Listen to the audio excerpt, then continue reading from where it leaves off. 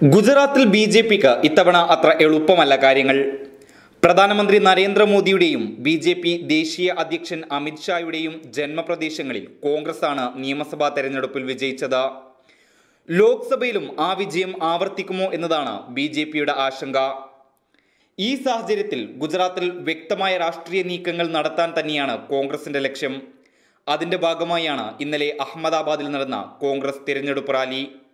ഹർദിക് പട്ടേലിന്റെ കോൺഗ്രസ് പ്രവേശനത്തോടെ 15 വർഷത്തിനു ശേഷം പട്ടേൽ വിഭാഗം ബിജെപിക്കെതിരായത് ബിജെപിക്കുണ്ടാക്കിയ ക്ഷീണം ചെറുതൊന്നുമല്ല. ഗ്രാമങ്ങളിലാണ് കോൺഗ്രസിന് സ്വാധീനം.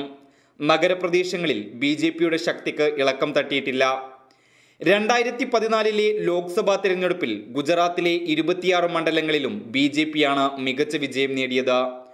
കോൺഗ്രസിന് ഒരു സീറ്റ് പോലും ലഭിച്ചില്ല. എന്നാൽ ഇത്തവണ 0-ൽ നിന്ന് തുടങ്ങാനാണ് കോൺഗ്രസിന്റെ ശ്രമങ്ങൾ. കോൺഗ്രസിന് ഇത്തവണ ലഭിക്കാൻ സാധ്യതയുള്ള ലോക്സഭാ മണ്ഡലമാണ് ജുനാഗഡ്.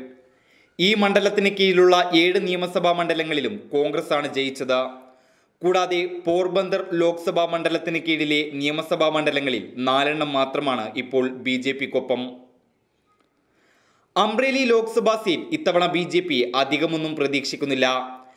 കാരണം ഈ മണ്ഡലത്തിലെ 7 നിയമസഭാ സീറ്റിലും കോൺഗ്രസ് ആണ് ജയിച്ചിരിക്കുന്നത്. മാത്രമല്ല ഇവിടത്തെ പ്രമുഖനായ ബിജെപി നേതാവ് കനോഭായ് കൽസരിയ കോൺഗ്രസിൽ ചേർന്നത് അടുത്തിടെയാണ്. News desk big 14.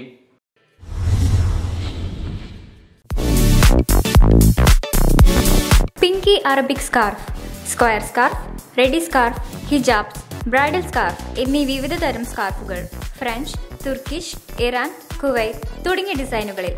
Pinky Arabic scarf, first floor, Mariyam trade centre, old bus stand, Kasaragod. Other branch, diamond tower, Uppala.